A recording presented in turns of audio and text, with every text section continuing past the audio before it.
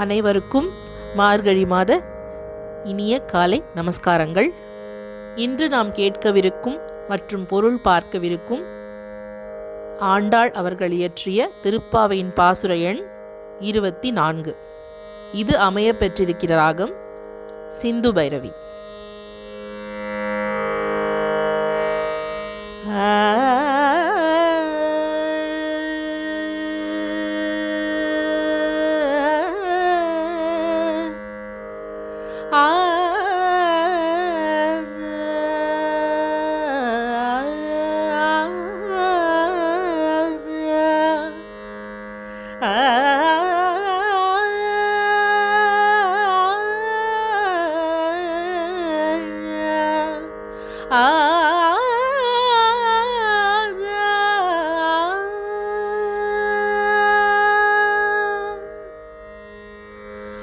அன்று இவ்வுலகம் அளந்தாயடி போற்றி, அன்று இவ்வுலகம் அளந்தாயடி போற்றி, சென்றங்கு தென்னிலங்கை செற்றாய் திரள் போற்றி, சென்றங்கு தென்னிலங்கை செற்றாய் திரள் போற்றி, கொன்ற சகடம் உதைத்தாய் புகழ் போற்றி, கொன்ற சகடம் உதைத்தாய் புகழ் போற்றி, கன்று குணிலா எருதாய் கழல் போற்றி, கன்று குணிலா எருதாய் கழல் போற்றி, குன்று குடையாய் எடுத்தாய் குணம் போற்றி, குன்று குடையாய் எடுத்தாய்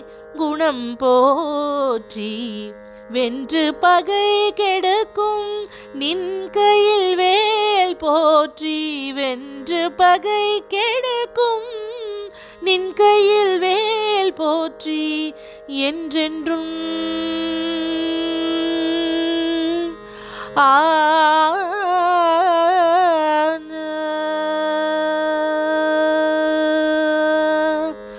என்றென்றும் சேவகமே ஏத்தி பறை கொள்வான், என்றென்றும் சேவகமே ஏத்தி பறை கொள்வான், இன்று யாம் வந்தோ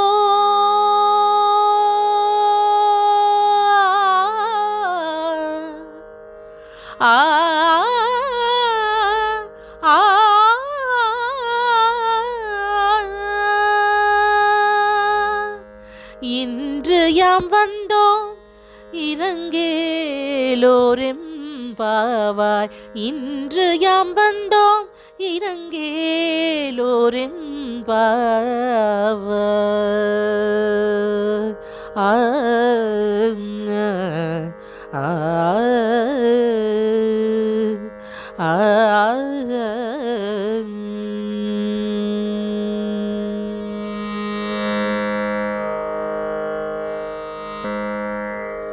இப்பொழுது பொருளை காணலாம்.